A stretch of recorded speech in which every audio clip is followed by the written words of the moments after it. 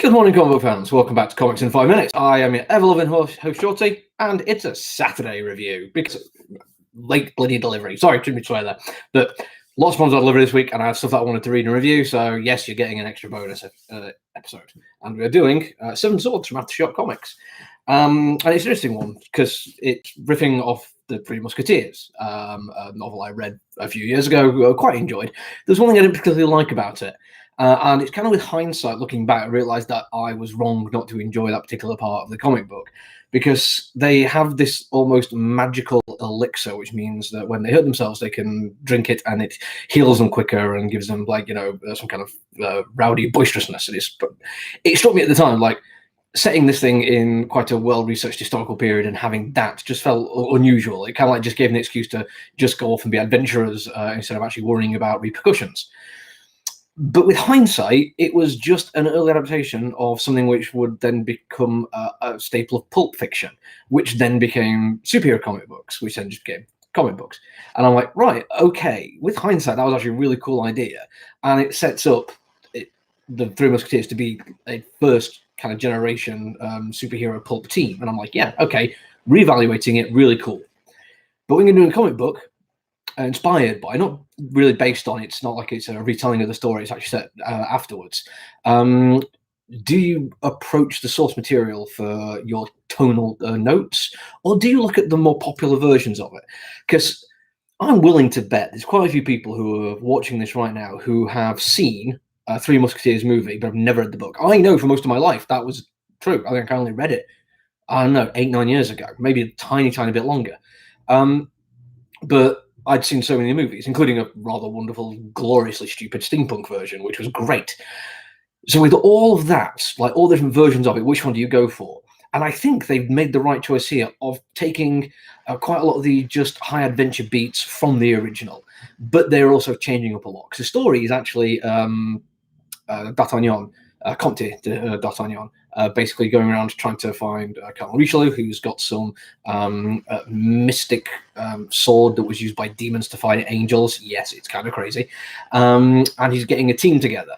And we then get to the getting a team together part of the story.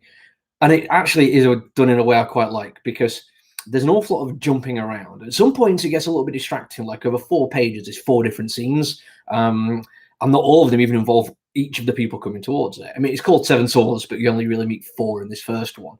But that jumping around kind of sets up how you meet them. Don Juan, for instance, gets his own little interesting story. I've forgotten Bergerac gets a little intro, but not even anywhere that's obvious it's him. I only realise it's him because you get some back matter at the end, and it's like, oh, that makes sense now. They never show you his face, although there is a hint of it on the cover. If you want, with hindsight, you know it.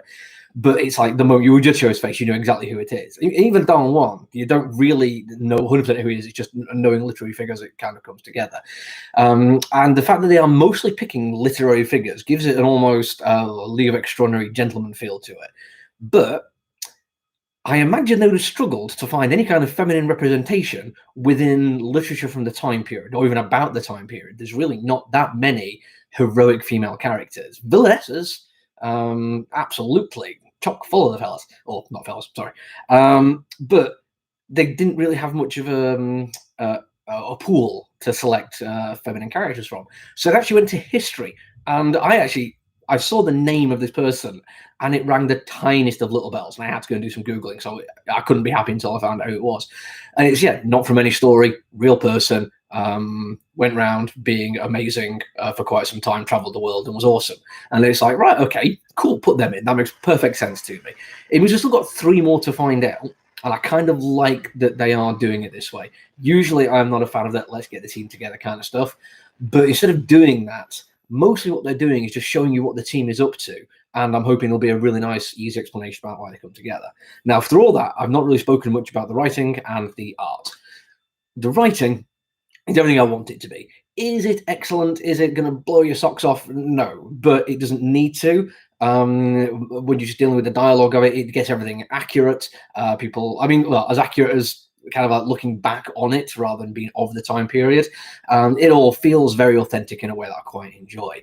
Artistry is, again, It's very, very good at what it's doing, but it's not, oh my God, I can't believe the detail on this thing or whatever. What it does do really well, especially after reading Special Pirate Captain Harlock yesterday, be disappointed with the overly complicated pages, which the layout didn't add anything to the pacing or the story, like being put together in a certain way.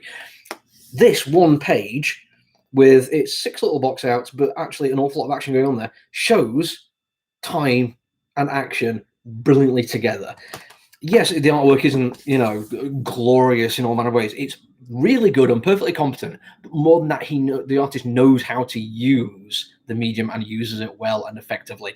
And when you're dealing with Musketeer kind of stories, you know there's going to be some action, and it's very reassuring to know that you can do it well.